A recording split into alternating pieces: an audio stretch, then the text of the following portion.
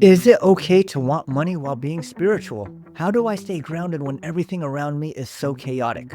What does it mean when I keep losing interest in the things that I used to love? We are going to answer all of these questions and more on this week's episode of the Silicon Valley to Spirituality podcast.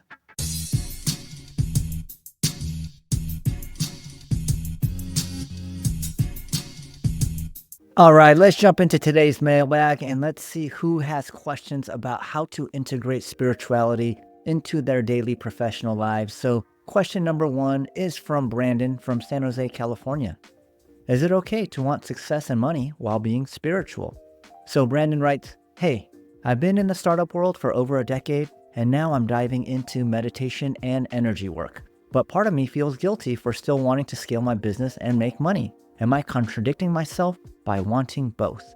Well, I would say that this is a pretty common misconception that people have about becoming spiritual. I think that in the past, you may have heard people that are Buddhists or people that are minimalists talk about freeing yourself from any of the material desires and being able to free yourself from any of these things where you can just really be free.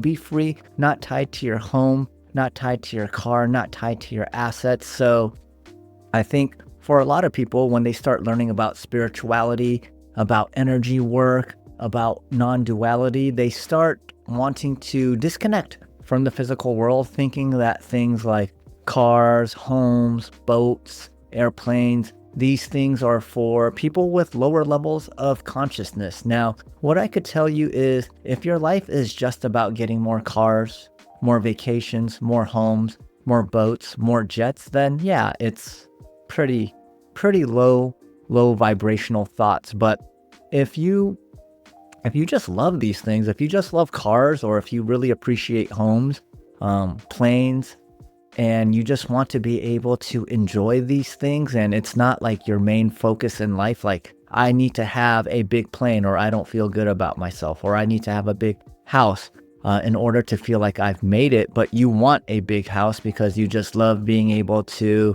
host a lot of parties at your house, having a lot of kids come over, having sleepovers, things of that nature, and just really want people to be able to enjoy that home, then I would say it's coming from a healthy place. So maybe here's a better framework is this desire for more money and success coming from a place of lack, meaning that more people will like me, more people will respect me, more people will allow me to hang out in their inner circle. This is why I want it. Or if it's coming from a place of abundance that, hey, I already have everything that I need to be happy, to be content with life, but having this bigger home or having this type of car or having this type of airplane will just enhance all of these things that I already have, then I would say, yeah, this is a great motivation and reason for wanting these things. So the framework that I'm giving you, Brandon, is your desire for success and money coming from a place of lack, where you believe that having these things will bring you to a place of wholeness and completeness? Or do you already feel whole and complete and you desire these things because they make you happy, because they will bring more joy into your life? And if it's coming from an abundant mindset, then yes, it is 100% okay to want success and money while being spiritual and while living a more spiritual life, okay? And think about it this way. Money is just energy, right? You trade your energy in for money. So if that money is coming from a high vibrational energetic place, you're putting inspired action into this, then yeah, it's awesome. But if that energy is desperate, if that energy is scarce energy, then I would say wanting success and money while being spiritual are at odds with each other. Okay. So great question, Brandon. Thank you so much for that. Now, let's go into question number 2. And this is from Ayana. This was a voicemail that she left in one of my DMs. Ayana is from Brooklyn, New York. Her question is, how do I stay grounded when everything around me is chaotic? I'm a single mom of 2 working in healthcare, and I'm trying to stay aligned spiritually, but between work, kids, and stress, it's so easy to lose that peace. How do I stay in my center when life gets overwhelming? Well, number one, as a single mom, taking care of 2 people working in healthcare, wow, kudos, props to you. That is a lot of work. All right. You have work, you have kids, you have stress. It's easy to lose that peace of mind. I get it. I want you to understand that you are handling a lot. Now, how do you stay grounded while everything is so chaotic around you? So I think number one is just looking at the language that you're using. Someone can be busy, but that busyness is something that they enjoy. But if that busyness is something that they don't enjoy, they will look at it as chaos. So the way that I look at how I try to stay grounded when everything is so chaotic is really trying to just level set. All right, level set with myself. Number one is, do I have a lot on my plate? If the answer is yes, then I always give myself a little bit more latitude, a little bit more, I just loosen up the constraints, okay? And why this is important is when there is a lot on your plate and you start feeling emotionally charged, it could feel like things are building up rather quickly, all right? Like the more time goes on and the less you're getting off of your list of things that you have to do, you could be starting to feel stressed. You could start to feel a lot more pressure on the things that you're doing. So just remember to give yourself a little bit more leniency when you have a lot that's going on. Number two is to reframe these things, okay? To reframe that instead of saying, I have to work a job, I have to take care of my kids, I have to deal with the stress, is I get to work. I get to take care of my kids. I get to handle the stress. And why is reframing this so important? Well, you've probably heard me say this before, is that experiences are neutral. All experiences are neutral. And how we think about it, that affects our experience of that particular event. So if I think about work and kids as being highly stressful, then every time I'm doing work or taking care of my kids, it will be stressful. If I look at work and my kids as the things that bring me joy, the things that put more abundance into my life, my experience of my work and kids will be drastically different. Okay, so this is why it is so important to stay centered, to stay grounded, and to reframe, and to know that everything in life is temporary. Okay, everything that is good is temporary. Everything that is bad is temporary. Things are very fluid. So also understand that work, your kids, this situation, it will also ebb and flow. And what I like to do is I like to set up systems, okay? Like without a system, you're always just putting out fires all the time. I got to put out a fire at work. My kids are sick. I got to take care of my kids. But if you put together a system of how you're going to take care of work, how you're going to take care of kids, if something goes off the rails, you have these people as backups for you. When you have a system like this, then it is so much easier to stay grounded. So try to think about a system so that if you are not just, or if you as the first line of defense are no longer there, that you have some backups that could help you, friends, relatives, coworkers that are there that could help pick up the slack. Because as a single mom, obviously you don't have the benefit of having someone else to help you. So being able to have a system of people that could back you up when you are stretched thin will really help you stay grounded while everything around you is so busy. All right. So instead of using the word chaotic, let's change that to the word busy. All right, Ayana, I hope that was helpful. And I hope this helps you stay grounded while things are so chaotic in your life. Okay. All right. So that was number two. Let's get into the last question of the day. All right. The last question of the day is from Jason, sent me an email from Denver, Colorado. And Jason writes, what does it mean when I keep losing interest in things that I used to love? I've been waking up early, meditating, trying to eat better, but I've also lost interest in video games, partying, even some of my closest friends. Is this part of spiritual awakening, or am I just becoming boring?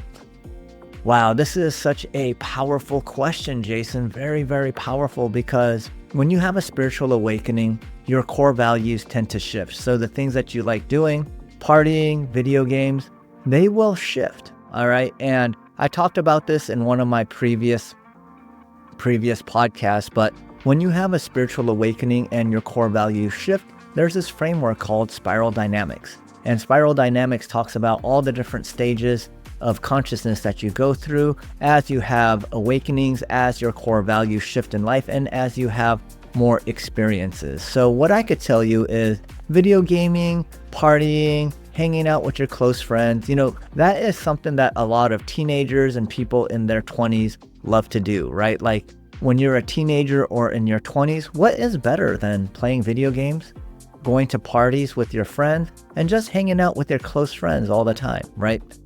In my teenage years and in my 20s, I never thought that I would outgrow that. And then one day I just woke up and realized, you know what?